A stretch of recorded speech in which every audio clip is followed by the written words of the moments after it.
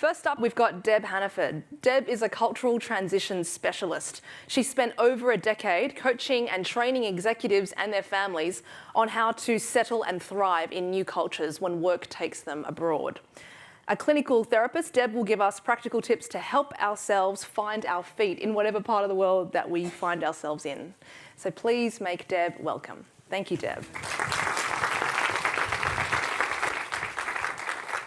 Thank you, Justine, and thank you to the organisers and also for you all for being here.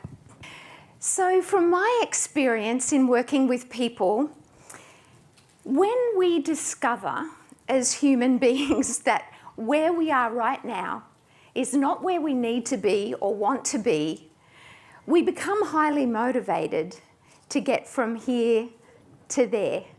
And herein lies the frustration that when we move from here to there, somehow we manage to take here with us. And I have some examples of that. So while studying and working at Fuller Seminary in the School of Intercultural Studies, I was involved with an intercultural attachment project, and I just loved the group of Koreans that we were working with, and I interviewed a number of them, and one of them was my good friend Kwang-Kil Lee. And I asked him, one of the questions was, so what is it in your culture that brings you joy?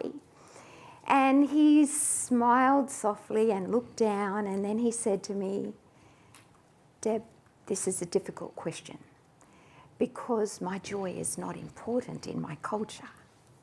And so conversations that ensued from there and with him and many others not only showed me the ethnocentric nature of the questions in that survey instrument, but it also helped me, it propelled me from the safe shores of my here beyond that, right?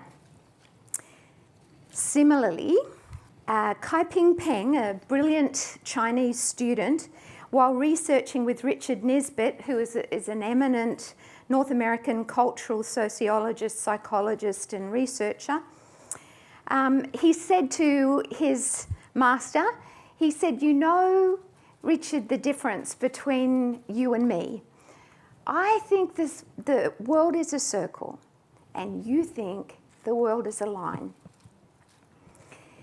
Undeterred by what looks awfully to me like a keep out sign, Nisbett was undeterred, and he, despite the fact that he came from a long line of universalists saying, guess what? We believe that we all have the same way of thinking, the same tools for understanding perception and analysis and this sort of idea of the geography of thought.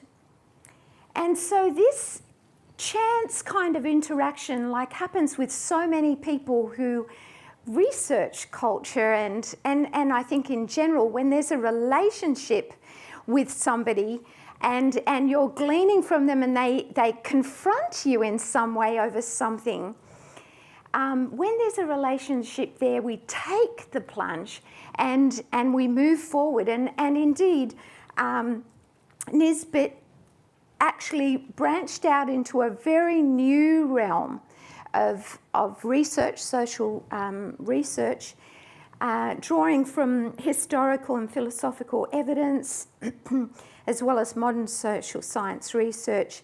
He discovered two radically different, profoundly different ways of thinking between the East and the West. And if you're interested to know some of the questions that were answered through his research, long unanswered questions, you might want to take a look at his book or ask questions later. It's fascinating. So the backdrop really does matter. Well over 1 billion people in the world today claim intellectual intelligence from ancient Greece, derived from, passed on down through the European countries, while more than 2 billion people in the world today are heirs of ancient Chinese ways and Eastern traditions of thought. So a really quick overview about this. Ancient Greece, they were independent. They did not have and did not want restrictions or constraints on their life, and the capacity to move when and where and how they want, travel to places and listen to plays for a few days at a time. And they fostered this culture of debate, rhetoric. In fact, Homer himself said, you know what? It's as important to be able to debate as it is to be a warrior. On the other hand, the ancient Chinese, rather than independence, longed for interdependence. And their farming culture and subsistence living caused them to need one another. Irrigation systems, they went on and just created so many incredible inventions before there was any such thing, any kind of inventions like that created in Greece. So they wanted harmony with one another, not conformity, that was considered petty, but harmony, that this interdependence is the key thing for them. In fact, philosopher Henry Rosemount has written, for the early Confucians, there can be no me in isolation. To be considered abstractly, I am a totality of roles. I live in relation to specific others. Taken collectively, they weave for each of us a unique pattern of personal identity, such that if some of their roles change, the others by necessity change, literally making that person a different person. Less interested in the control of their environments, like the Greeks were, who were fascinated by nature and really looked to draw the object as a separate entity and to understand how it functioned, how it was formed, and to understand the principles that underlie that. The ancient Chinese were interested more in self-control in order to minimise friction with others.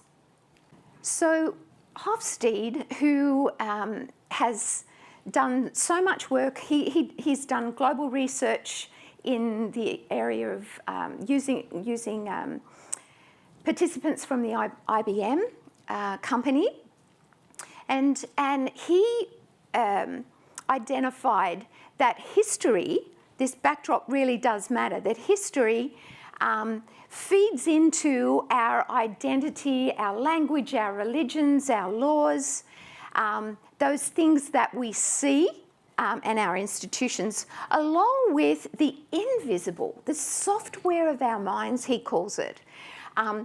Hidden, if you imagine that circle to be a sphere, hidden within is these values that we all have in every culture. And around those values are strong feelings. And the actions and behaviours are what we see on the surface of things.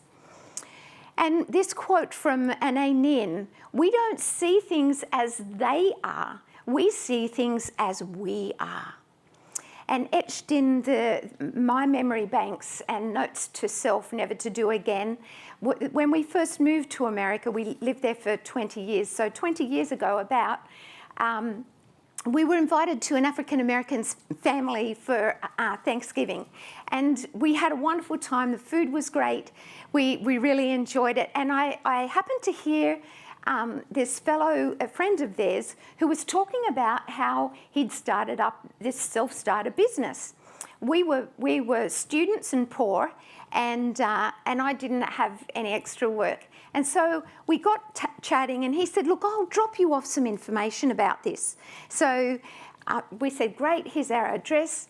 A couple of days later, I was going from our little apartment in a very diverse area, an area that we could afford to stay in. And I was going from the apartment to the car, and on the footpath, sidewalk, actually where a person had been killed actually 2 weeks before then, I went to the car and I happened to look up and I saw this fellow in a nice car driving past, and he waved. And he was African American, at least as I noticed. And I thought, oh, that's that guy. He's dropping off some stuff for me. And so he did a U-turn, came back around, stopped where I was, wound down the window. Well, it turned out it wasn't the business plan I was expecting, and he was not the guy. And so where I come from, I took my here, there, and if you wave to me, you know me, right? And I waved back. That's sort of responsive. So that was one of those examples that I learned from, and I don't think I waved for 20 years. So why can't we all just get along? And like Justine was saying, you know, we have, there's something about Australia that is very welcoming, but there are these other ghosts, if you like. There's these other sides, these other fears. So Hosted identified these 5 key dimensions across all cultures in the 72 countries that he researched. Identity. How does a culture fit on the scheme of things to do with individualism and collectivism? Hierarchy. What's considered normal in power distance? Are we a culture that is aggressive and want to win, or are we collaborative and compromising? Truth answers how a culture manages the unpredictable or the unknown, our capacity to cope with anxiety over the unknown. And virtue refers to the decision-making we do around long-term, short-term orientation. So one person asked, why is it that we are so different? A Western person asked a Chinese person, an East Asian, and he said, well, you had Aristotle and we had Confucius. The intellectual challenge. Basically, the intellectual challenge is cultures are complex, but they're not chaotic. The intellectual challenge is to be willing to discover cultural patterns and communicate and learn to understand the backdrop of what and who stands before us, because it makes a difference. The emotional challenge, on the other hand, can I stand in the shoes of the person who I am with, that person from another culture? And there's much more that can be said about that, and I'd be glad to answer more questions on that. The behavioural challenge. What will we do? We stand at a juncture in time where social scientists have considered 2 possible roads ahead for the future. One is that there be some kind of convergence, and the other is that we remain different. The truth is, folks, we need each other. I needed Kwang Kil Lee. Nisbet needed Kai Ping. In fact, those of us who read the biblical narrative hear that God says it wasn't good for Adam to be alone. And we know the sequel to that story. And I'd like to leave you with an African proverb. If you want to go fast, go alone. But if you want to go far, go together. Thank you for listening.